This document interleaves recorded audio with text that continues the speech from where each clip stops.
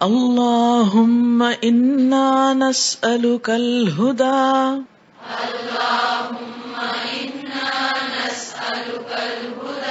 والتقى والعفاف والغنى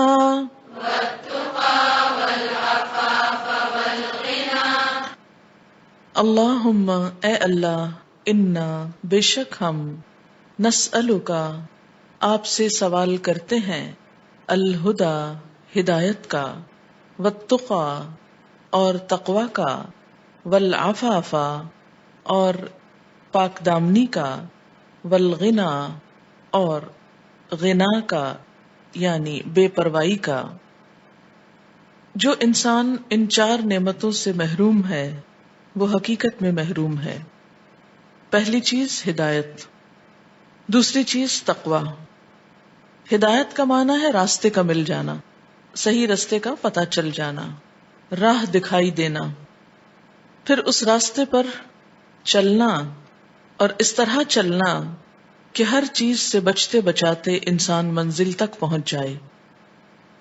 اور تقوی اس وقت تک مکمل نہیں ہوتا جب تک انسان پاک دامن نہیں ہوتا۔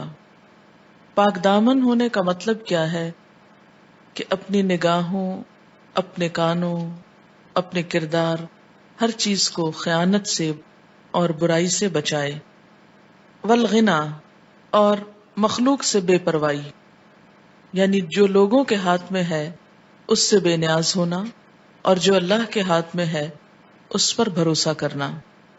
غنا دل کی اس کیفیت کا نام بھی ہوتا ہے کہ جس کی وجہ سے انسان ہر طرح کے لالچ اور دنیا کی حرص اور ہوس سے پاک ہو جاتا ہے۔ انسان کے اندر جتنا غنا آتا ہے اتنا ہی اطمینان بڑھتا جاتا ہے۔ غنا مال و دولت سے نہیں، دل کی کیفیت سے ہے، اور دل کی یہ کیفیت اللہ سے مانگنی چاہیے۔ ایک اور روایت میں آتا ہے الغنا غنا النفس، اصل غنا دل کا غنا، دل کا غنی ہونا ہے، اصل مالداری دل کا مالدار ہونا ہے۔ کیونکہ اگر دل میں ہوس ہے تو انسان کو مال کچھ بھی فائدہ نہیں دے سکتا۔ جیسا کہ ایک روایت میں آتا ہے کہ اگر انسان کے پاس ایک وادی سونے کی ہو تو وہ دوسری کی تمنا کرے گا، اور انسان کا پیٹ مٹی کے سوا کسی اور چیز سے بھر نہیں سکتا، یعنی قبر میں جا کر ہی اس کی لالچ ختم ہوگی یا دنیا کی حرص۔ جب تک انسان کے اندر دنیا کی حرص اور دنیا کی لالچ ہو، انسان کبھی بھی بڑے مقاصد کے لیے کام نہیں کر سکتا، انسان کبھی بھی جنت کا سودا نہیں کر سکتا، کیونکہ جنت اعلیٰ ترین مقام ہے اور اس کے لیے دنیا سے بے پرواہی لازم ہے۔ اس لیے ہر انسان کو، اور خاص طور پر جو دین کے راستے پر چلے، اس کو ان صفات کا حامل ہونا ضروری ہے، اور ان کے لیے وہ اللہ سے دعا مانگے۔ عام طور پر ہم ان چیزوں کو مانگنا بھول جاتے ہیں۔